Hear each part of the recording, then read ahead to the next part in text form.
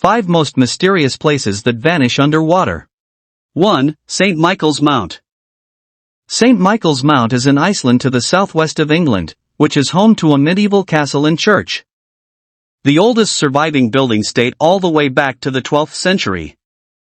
The legend has brought pilgrims, monks, soldiers, and fishermen to the Iceland ever since 4 miracles are said to have happened here, and it's also believed to be on a special spiritual line. So what's the problem? Well, access to the island is somewhat limited during low tide.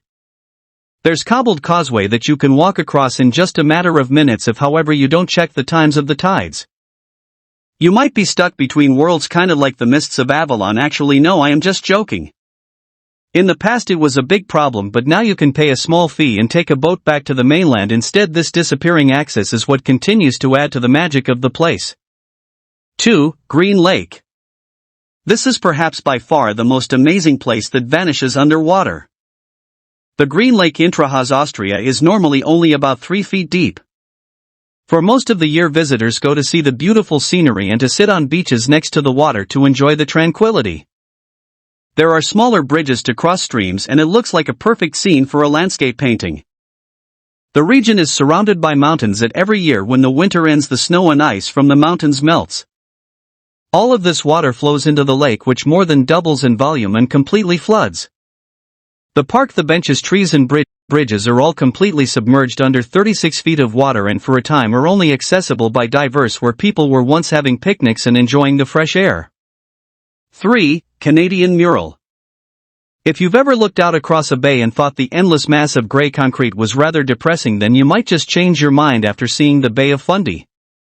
The bay lies between New Brunswick and Nova Scotia in Canada. This provided artist Sean Euro with the unique opportunity, and he decided to paint a mural on the wall that would disappear and then be revealed by the changing tide. He reached the wall by a surfboard and painted the entire mural using eco-friendly paint. Euro needed to be very precise with his planning, ensuring that he knew exactly where rather tide would be to make sure that he could complete the work. Completed was finished in late 2017, and one of the mysterious about this is that it's not entirely clear how long it'll be there for. With its constant exposure to seawater and the sun, it's quite possible that it will have completely disappeared in less than 6 months. 4. Mont Saint-Michel. 1979. The sanctuary is surrounded by medieval walls with a series of buildings and towers that rise above the base in the ancient abbey dead stands.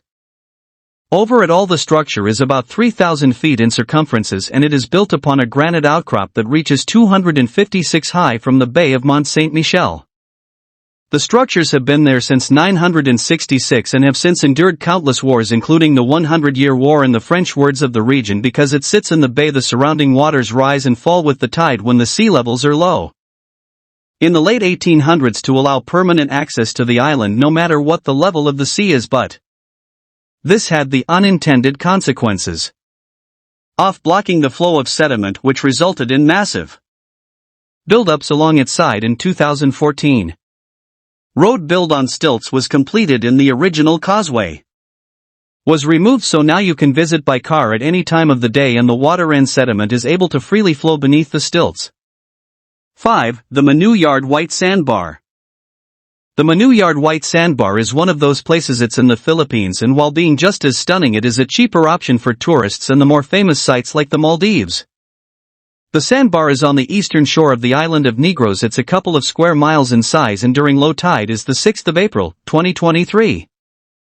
Covered in pristine, standing about 15 feet above the ground. Phone is stilts. When it's like this, you can see tons of different colored starfish that some people go around and collect, although I don't recommend doing that if you care about the environment. Soon enough, the tide starts to come in, and it's quick. Within an hour, the entire sandbar discovered in ankle-deep water. Before you know it, it's deep enough in the azure blue ocean that you will need to swim or seek refuge in one of the structures. It's such a peaceful